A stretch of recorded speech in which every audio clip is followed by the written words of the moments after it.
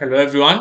आज हम एक पावरफुल कॉन्सेप्ट के बारे में पढ़ेंगे जो कि पाइथन में यूज होता है, which is called as decorator.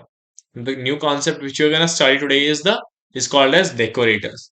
Now ये एक तरीका है जो कि कोड में ज्यादा फ्लेक्सिबिलिटी और रीयूजेबिलिटी को बढ़ाने में हेल्प करता है। It's a method in Python which helps you get your code more flexible and reusable in your Python code itself. Now let's understand what is this decorator. समझते हैं डेकोरेटर क्या है। तो डेकोरेटर एक फंक्शन होता है जो दूसरे फंक्शंस को मॉडिफाई करता है और उन्हें एक्सटेंड करता है। इसको एक एग्जांपल के साथ समझते हैं। नाउ सपोज आपके पास एक रेस्टोरेंट है एंड आपके डिश में एक कॉमन इंग्रेडिएंट है। आपकी कोई भी जितने भी आपके पास डिशेस हैं उस रेस्टोरेंट में, उन सब में कुछ कॉमन इंग्रेडिएंट है जिसको हम कुछ भी नाम देते हैं। सपोज एक मसाला है, कोई कोई स्पेसिफिक मसाला है जो कि हर इंग्रेडिएंट में डल रहा है, हर एक डिश में डल रहा है। अब आप चाहते हैं कि कुछ डिश में थोड़ा सा एक्स्ट्रा मसाला भी हो, कुछ डिशेस के अंदर कुछ एक्स्ट्रा मसाला भी हो। तो आप एक मसाला डेकोरेटर बना सकते हैं जिसके अंदर या जो कि एक्चुअल डिश की रेसिपी को चेंज किए बिना उसके अंदर बाकी या एक्चुअल उस कॉमन मसाला का जो इंग्रेडिएंट है उसको चेंज किए बिना बाकी डिशेस में भी अप्लाई हो सके। उसको हम बोलते हैं डेकोरेटर और decorator function. So what is this decorator? So decorator is just a function which helps you modify another function or extend the usability or extend the functionality of other functions without changing the original function. That is what we call it as a decorator. Now if you think of example for this decorator, you can imagine it like this, that you already have if you are working as a restaurant, you are working in a restaurant and all the dishes which you are working with have a common ingredient, which is a kind of a spice, which is a combination of some special spices. So that is a special masala you have. Now that masala is applicable throughout your dishes, like whichever dish you are creating, in each and every one, this ingredient will always go. But specifically for this dish, you have to add another ingredient. For this dish, you have to add another ingredient, an additional ingredient, you can say. And for this dish also, you have to add one more ingredient itself. So this masala decorator will be applied on all three without changing the properties of their individual functions. That is what we refer to as decorator. इसको एक example के साथ समझते हैं। So suppose I want to create a function called as greet. हम एक function बनाते हैं जो कि ग्रीट करेगा किसी को भी। तो एक फंक्शन बनाते हैं। So suppose हम पहले एक डेकोरेटर बनाते हैं। तो डेफ, अब आप कुछ भी नाम दे सकते हो, obviously decorator, let's say I say it as decorator. Now in this decorator I will passing a function, actual function. Now in this I will be passing a wrapper. Now it is also a function, it's an inbuilt function which will be the which will be acting as a individual recipe. Okay, which will act as a individual recipe. ये वो function है जो कि individual recipe की तरह, अलग अलग recipes की तरह काम करेगा। अब इसके अंदर से कुछ खुद के भी कुछ हो सकते हैं कि like suppose before before greeting, here we calling a function. यहाँ पे एक फंक्शन को कॉल कर रहे हैं जो कि हमारा की इंग्रेडिएंट है, राइट। ये हमारा की इंग्रेडिएंट है जो सब में कॉमनली यूज हो रहा है, या जो भी एक कॉमन वैल्यू है जो आप हमेशा देने वाले हो।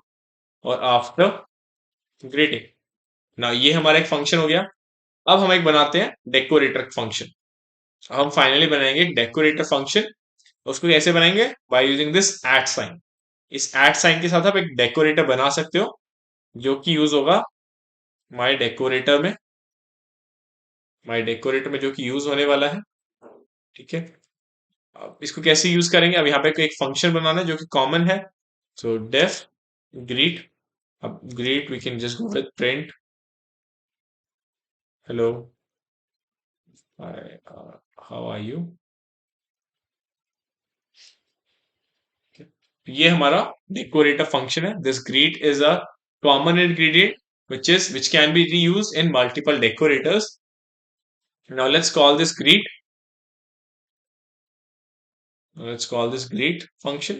Let's run this. We got some error. Okay, we have to return the wrapper also. Return wrapper. Now let's run it. Now you can see that is the key ingredient which has been used, which has been common in every of the function, and or you can call it as that if you are creating one more function, आप एक और function बना लेते हैं, इस पे भी हम my decorator लगा लेते हैं, my decorator। अब इसके साथ भी जब भी आप कोई फंक्शन लगाओगे, सपोज वेलकम, अब यहाँ पे भी एक फंक्शन आ गया हमारे पास, यहाँ पे भी एक अलग से रेसिपी आ गया। अब इसके अंदर भी हम कुछ और पास कर सकते हैं, यहाँ पे भी कोई और नया ऑपरेशन हम यहाँ पे लगा सकते हैं कि सपोज वेलकम एवरीवन,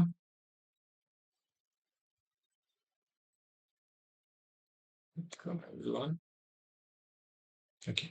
तो इस तरीके से हमारे पास ये हमारे वो स्पेशल डिशेस हैं, ये हमारी वो स्पेशल डिशेस हैं, और ये हमारा फाइनली एक डेकोरेटिव फंक्शन है कि ये कॉमन इंग्रेडिएंट है, ये कॉमन फंक्शन है, ये कॉमन प्रॉपर्टीज और स्टेप्स है जो कि सब में ही यूज होने वाले हैं, और ये सभी हमारे इंडिविजुअल रेसिपीज हैं जिसका जिसके अंदर कुछ के इनके खुद के स्टेप्स हैं और कुछ हमारे डेकोरेटर फंक्शन या कॉमन स्टेप्स हैं। तो इस तरीके से आप इसको समझ सकते हो। अगर आप ग्रीट को कॉल करोगे, अगर आप दोबारा से ग्रीट को कॉल करते हो, तो this will be the output. Similarly अगर हम वेलकम को कॉल करते हैं, वेलकम फंक्शन को, so this is gonna be the output, ये हमारा आउटपुट आएगा। तो ये हमारा कुछ की इंग्रेडिएंट्स हो गए जो कि कॉमन है हर एक फंक्शन में, और ये उनका कुछ इंडिविजुअल प्रोसेस हो गया, इंडिविजुअल पाथ हो गया, ये इंडिविजुअल वर्किंग हो गई। तो इस तरीके से आप डेकोरेटर फंक्शंस को यूज करते हो उनकी फ्लेक्सिबिलिटी और रीयूजेबिलिटी को बढ़ाने के लिए। तो इससे क्या हो रहा है, आपने एक डेकोरेटर फंक्शन बनाया, जितने भी कॉमन स्टेप्स थे आपके कोड में, जितने भी कॉमन स्टेप्स थे, आपने उन सबको एक डेकोरेटर फंक्शन में डाल दिया, और जितने भी इंडिविजुअल स्टेप्स थे उन सबको आपने अलग अलग फंक्शन में यूज कर लिया। अब आप और बाय क्रिएटिंग दैट एट और that decorator argument, by using that at sign, आप उन सभी उसी डेकोरेटर को सबके साथ यूज कर सकते हो बार बार। तो ये बेनिफिट है डेकोरेटर्स का। सिमिलरली इसके अभी हमने विदाउट आर्ग्यूमेंट किया, इसका एक एग्जांपल समझते हैं आर्ग्यूमेंट के साथ। तो सपोज हमें एक डेकोरेटर आर्ग्यूमेंट के साथ बना के देखते हैं। तो इसमें क्या कर रहे हैं, हम एक टाइम डेकोरेटर बनाएंगे जो कि बताएगा कितना टाइम लगा फंक्शन को एग्जीक्यूट होने में। ठीक है, तो हम इसके अंदर डालते हैं इंपोर्ट, तो हम इसमें एक लाइब्रेरी यूज करेंगे इंपोर्ट टाइम।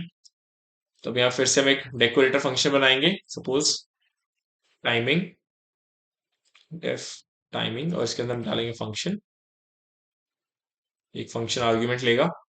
नाउ अभी क्या कर रहा है, डेफ एक रैपर फंक्शन बनेगा इसके अंदर।